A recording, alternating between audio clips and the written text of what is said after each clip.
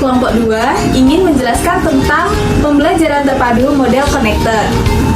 Nah, anggota kelompok kami yaitu 1. Andriani, yang kedua Veriska, kemudian saya sendiri Hanifah, yang keempat yaitu Ria Sayakti.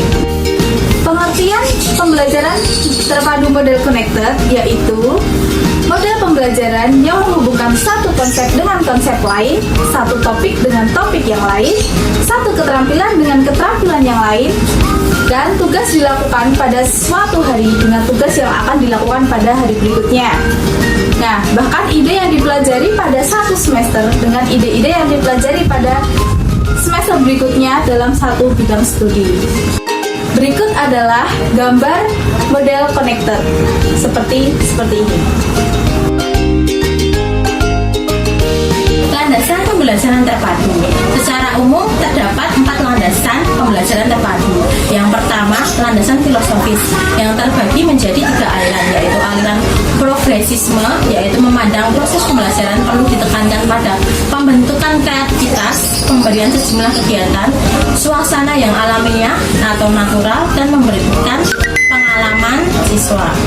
Yang kedua, aliran konstruktisisme, yaitu melihat pengalaman langsung siswa atau direct eksperimen, yang itu sebagai kunci dalam pembelajaran. Yang ketiga itu aliran humanisme, melihat siswa dari segi keunikan, potensinya, dan motivasi yang dimilikinya. Yang kedua itu landasan psikologis, yaitu belajar memberikan kontribusi dalam hal bagaimana isi atau materi pembelajaran terpadu tersebut disampaikan kepada siswa dan bagaimana pula siswa harus mempelajarinya. Yang ketiga, landasan praktis, berkaitan dengan kondisi-kondisi nyata yang pada umumnya terjadi dalam proses pembelajaran saat ini, sehingga harus mendapat perhatian lebih dalam pembelajaran terpadu. Yang pertama, yaitu perkembangan ilmu pengetahuan begitu cepat, sehingga terlalu banyak informasi yang harus dimuat dalam kurikulum. Yang kedua, hampir semua pelajaran di sekolah diberikan secara terpisah satu sama lain, padahal seharusnya saling terkait. Yang ketiga, permasalahan yang muncul dalam pembelajaran atau interdisipliner, sehingga diperlukan usaha kolaboratif dalam berbagai mata pelajaran untuk memecahkannya. Yang keempat, kesenjangan yang terjadi antara teori praktek dapat mempersempit dalam pembelajaran yang dirancang secara terpadu, sehingga siswa akan mampu berpikir teoritis dan pada saat yang sama mampu berpikir praktis. Keempat, landasan yuridis. Dalam pembelajaran terpadu berkaitan dengan berbagai kebijakan atau peraturan yang mendukung pelaksanaan pembelajaran terpadu di sekolah dasar. Landasan yuridis tersebut adalah Pasal 9 UU Nomor 20 Tahun 2003 tentang Sistem Pendidikan Nasional, yang menyatakan bahwa setiap peserta didik dalam setiap satuan pendidikan berhak mendapatkan pelayanan pendidikan sesuai dengan bakat, minat, dan kemampuannya.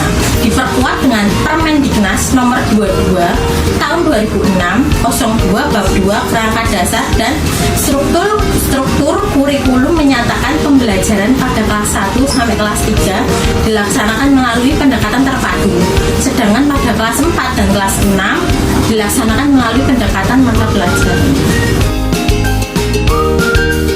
Kelebihan dan kekurangan model connected. Kelebihan model connected. 1. Siswa memperoleh gambaran yang luas sebagai suatu bidang studi yang terfokus pada suatu aspek tertentu. 2. Guru dapat melihat gambaran yang menyeluruh dan kemampuan atau indikator yang diperlukan. 3. Siswa mempunyai kesempatan untuk melakukan pendalaman, tinjauan, memperbaiki, dan mengasimilasi gagasan secara bertahap. 4. Siswa memperoleh gambaran secara menyeluruh tentang suatu konsep, sehingga transfer pengetahuan sangat mudah karena konsep pokok dikembangkan terus-menerus. Kelemahan model connected. 1. Belum memberikan gambaran yang menyeluruh karena belum menggabungkan bidang-bidang pengembangan atau mata pelajaran yang lain. 2. Tidak mendorong guru untuk bekerja secara tim, sehingga isi dari pelajaran tetap saja terfokus tanpa merentangkan konsep-konsep serta ide-ide antar bidang studi. Ketiga, bagi siswa yang mempunyai kemampuan yang rendah, maka akan sedikit kesulitan dalam mengkaji, mengkontekstualisasi, memperbaiki, serta mengasimilasi ide-ide secara terus-menerus. 4. Dalam mengelola suatu pengetahuan, tidak jarang siswa merasa kesulitan untuk memadukan topik-topik, konsep-konsep maupun ide-ide dalam satu mata pelajaran. Berikut merupakan RPP penerapan pembelajaran terpadu model connected.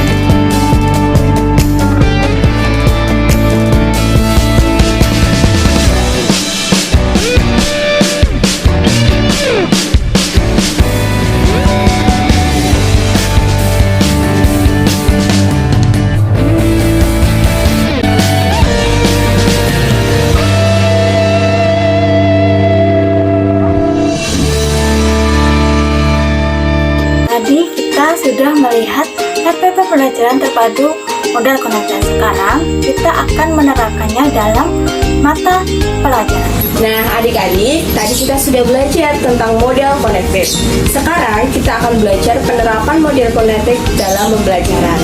Hari ini kita akan belajar tema 3, tugasku sehari-hari, subtema 1, tugasku di rumah. Pembelajaran ketiga, kita akan belajar tentang mengenal mata uang. Ada yang tahu mata uang di Indonesia itu apa? Mata uang di Indonesia adalah rupiah, lambangnya seperti ini. Ada yang tahu pecahan mata uang apa saja? Uang logam yaitu 100 rupiah, 200 rupiah, 500 rupiah, dan 1000 rupiah. Sedangkan untuk mata uang kertas ada 1000 rupiah, 2000 rupiah, 5000 rupiah, 10.000 rupiah, 20.000 rupiah, dan 50.000 rupiah, dan yang terakhir adalah 100.000 rupiah. Dan ada yang baru loh, yaitu 75.000 rupiah. Seperti yang ada di gambar di samping ini ya. Setelah kita mengenal pecahan mata uang, kita belajar juga tentang membandingkan pecahan uang. Contohnya seperti ini, uang 100 rupiah lebih kecil dari 200 rupiah. Uang 1000 rupiah lebih besar dari 500 rupiah. Nah, adik-adik semua, mari kita mencoba soal ya. Soalnya seperti ini, uang 500 rupiah, titik-titik uang 100 rupiah. Kira-kira jawabannya apa ya? Nah, benar adik-adik, jawabannya adalah uang 500 rupiah lebih besar dari 100 rupiah. Itu adalah contoh uang logam.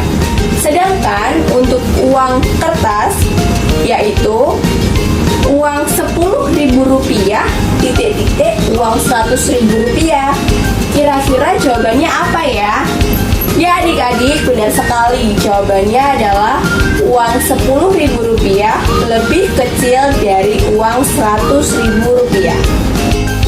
Setelah kita tadi mengenal dan membandingkan pecahan mata uang, kita akan belajar tentang mengurutkan pecahan mata uang. Ada soal di samping ini, yaitu mengurutkan pecahan mata uang. Kita bahas soal yang pertama dan yang kedua ya. Oke, adik-adik, untuk soal yang pertama, ada uang 1.000 rupiah, 5.000 rupiah, dan 2.000 rupiah. Gimana ya urutannya? Ya, urutan yang pertama adalah 1.000 rupiah, yang kedua adalah 2.000 rupiah, dan yang ketiga 5.000 rupiah. Sedangkan untuk jawaban soal nomor 2, yaitu ada soal Rp100, Rp1.000, Rp2.000. Urutannya seperti apa ya? Urutan yang pertama adalah Rp100, urutan yang kedua Rp1.000, dan urutan yang ketiga adalah Rp2.000. Jadi urutannya sudah benar ya adik-adik? Adik-adik semua, setelah kita belajar tentang mengenal, membandingkan, dan mengurutkan tadi, ada materi selanjutnya, yaitu menghitung pecahan mata uang. Maksudnya adalah menjumlahkan serta mengurangkan pecahan mata uang. Ibu ada soal nih buat kalian. Uang Rp50.000 ditambah Rp10.000, hasilnya berapa ya? Oke teman-teman semua, hasilnya adalah Rp60.000. Sedangkan untuk pengurangannya adalah uang Rp100.000 dikurangi Rp50.000, hasilnya adalah Rp50.000. Ya adik-adik sudah bisa belajar kan tentang mengenal pecahan mata uang. Sekian penjelasan dari kami. Bila ada kesalahan, kami mohon maaf. Wassalamualaikum warahmatullahi wabarakatuh.